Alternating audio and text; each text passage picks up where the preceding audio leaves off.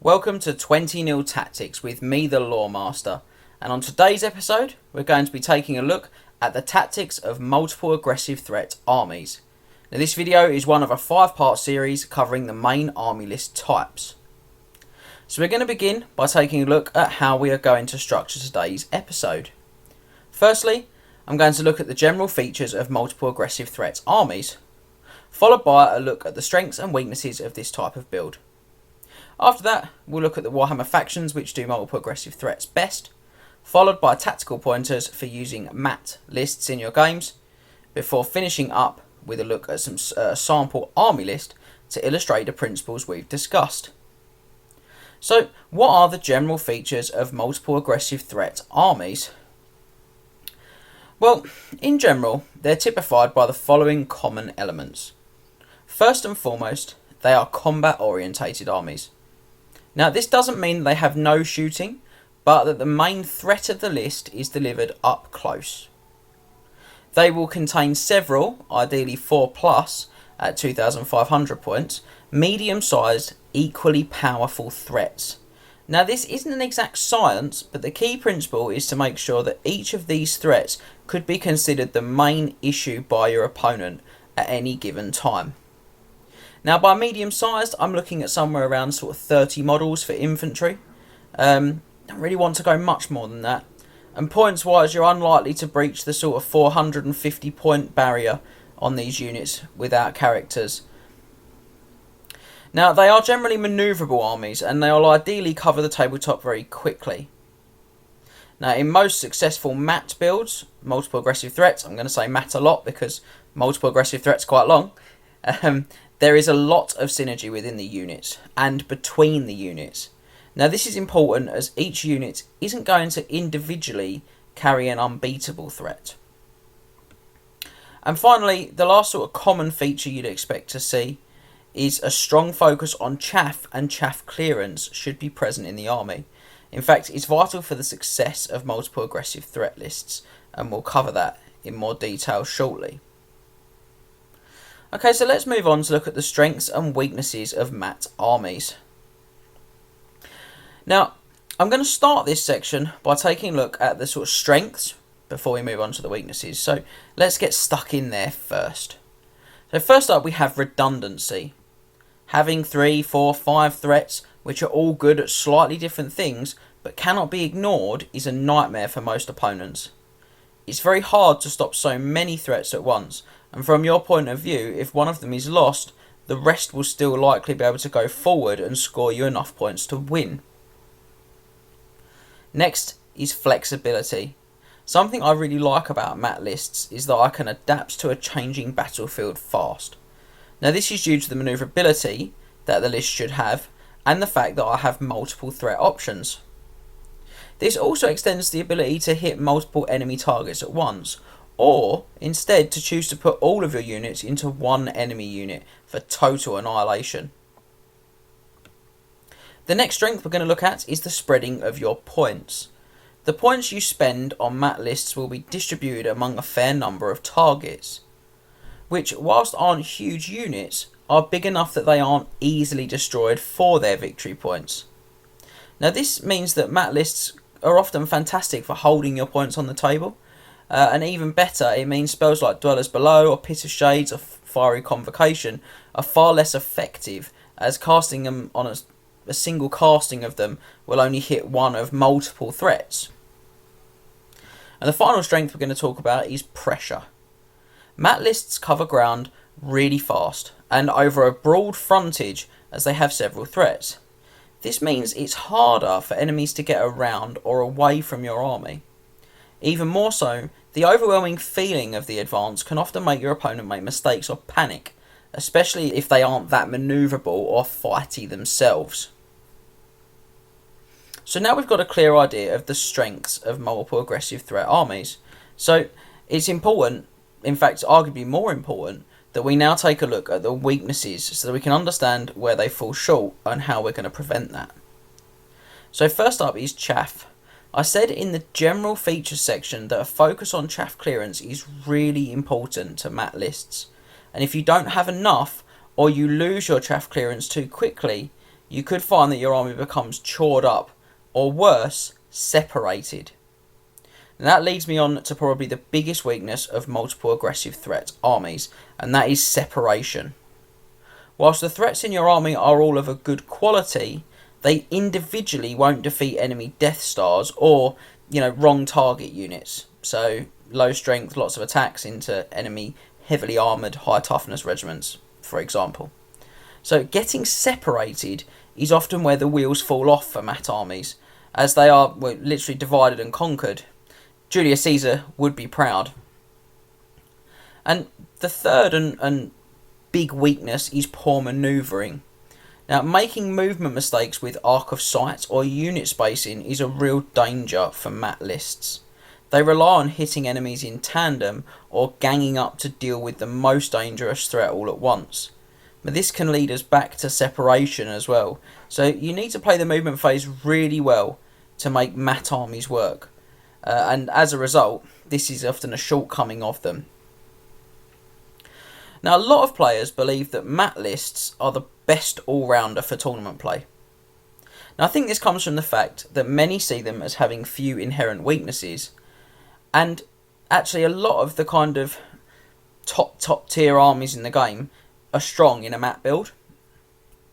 Now, whilst I see their appeal, and I do use this type of army a lot, you'll have seen me use it on the channel plenty of times, you are required to play at a good level at all times, and although they don't have a lot of weaknesses, the skill cap, the amount of kind of effort you need to put in is a huge one, and it's so easy to get caught by making a mistake. So I'm going to move on now. With the strengths and weaknesses established, we're going to take a look at which factions in Warhammer excel in a multiple aggressive threat build. Now, unsurprisingly, those armies with better quality units tend to do this type of build best. Dark Elves, High Elves, Warriors of Chaos, Vampire Counts, Bretonia and Beastmen, believe it or not, will deliver the best MAT army builds. I'd consider MAT the best way to go with these factions.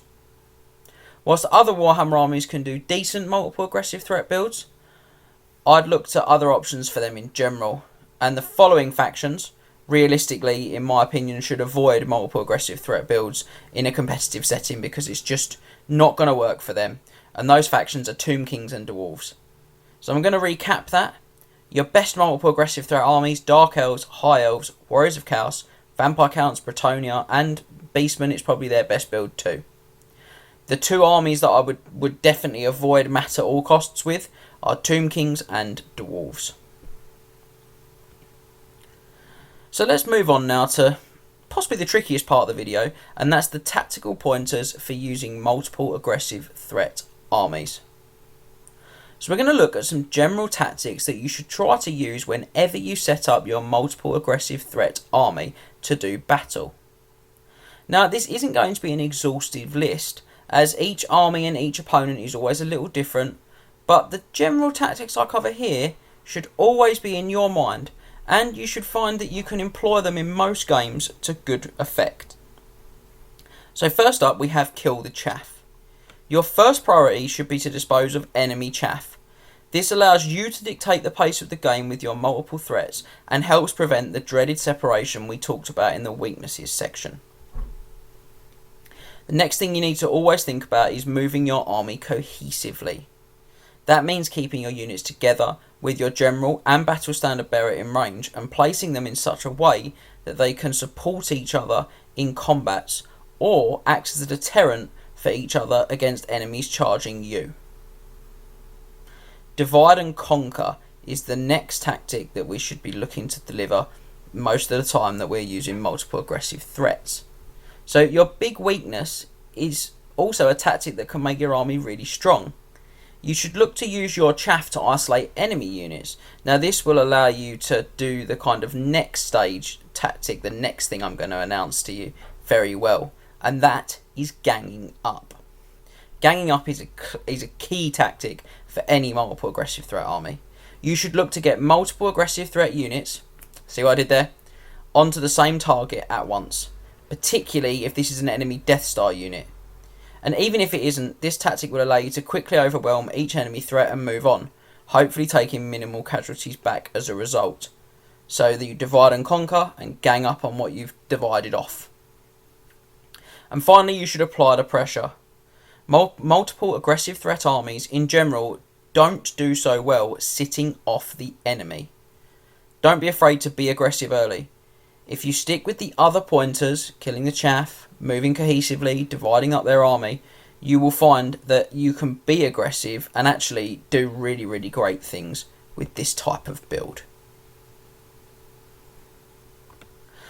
So, we've established our tactical pointers for using MAT armies. We've looked at the factions that excel in that, and we've gone through the strengths and weaknesses of these armies. So, to finish up today's video, we're going to analyse a sample army list. Now, this one is a Dark Elf army list that has featured on videos on our channel and actually won the Triple Crown Grand Tournament back in 2015. So we're going to take a look at it and discuss how it fits into the kind of general features of MAT armies and how it can deliver the tactics we've discussed too. So this Dark Elf army is 2,500 points. It is led by Morathai. It also has a Black Ark Fleet Master with an Enchanted Shield and the Talisman of Preservation. On the hero side, it has a Death Hag Battle Standard Bearer with the Obsidian Blade and the Rune of Cain on a Cauldron of Blood. It also has a level 2 Sorceress on the Law of Life with the Dispel Scroll. In the core slot, it's got 2 units of 5 Dark Riders with repeater crossbows and shields. It's got 15 Dark Shards with a Musician, a Standard and the Banner of Eternal Flame. It's got 28 Witch Elves with full command and the Banner of Swiftness. Into the special slot, it's got 27 Executioners of Harganeth with full command and the Gleaming Pennant. It's got 2 Repeater Bolt Throwers and 5 Doomfire Warlocks. So if we think about the kind of the general features of this list, first and foremost, it would be combat orientated. But we can see here that we have got a big unit of Witches and a big unit of Executioners, which are clear kind of the clear combat orientation of this list.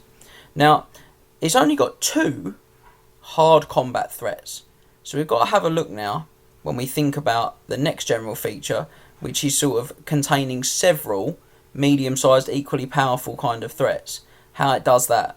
Well, a big part of how it does that is by using Morathai and by using the Doomfire Warlocks in tandem with the Dark Shards and the Repeater Bolt Throwers. So if you like, the Dark Shards and Repeater Bolt Throwers become one threat. The Doomfire Warlocks and their magic, even though they're only like 125 points for a squad, become a threat because of the sheer power that Doombolt can be. And Morathai in this list will usually be using the Law of Death, which will again mean that she's delivering lots of threats. So you've now got lots of varied threat, which is something else that we talked about as a key feature. And that varied threat has a lot of synergy within the units and within the army. The repeater crossbows on the Dark Riders and on the Dark Shards are really good for clearing enemy chaff, which will allow the Witches and Executioners to deliver their combat threat. The Bolt Throwers can take out or do damage to enemy kind of monsters or big threats in support of the blocks where they might get caught short. Think about things like Frostheart Phoenixes. The Doomfire Warlock's magic and Morathai's magic will also help in that regard. So you're already starting to see the kind of the synergy between the units, and it gets more than that. Obviously, you know, we all know how good a Cauldron of Blood is on the Witches, how it affects them and makes them more devastating. The Law of Life Sorceress and the Black Ark Fleet Master going into that unit of Executioners, making that quite a hard threat to clear because you've probably got regeneration 5+ on them most of the time if you cast a spell, and you've got the potential of them being unbreakable thanks to the Fleet Master.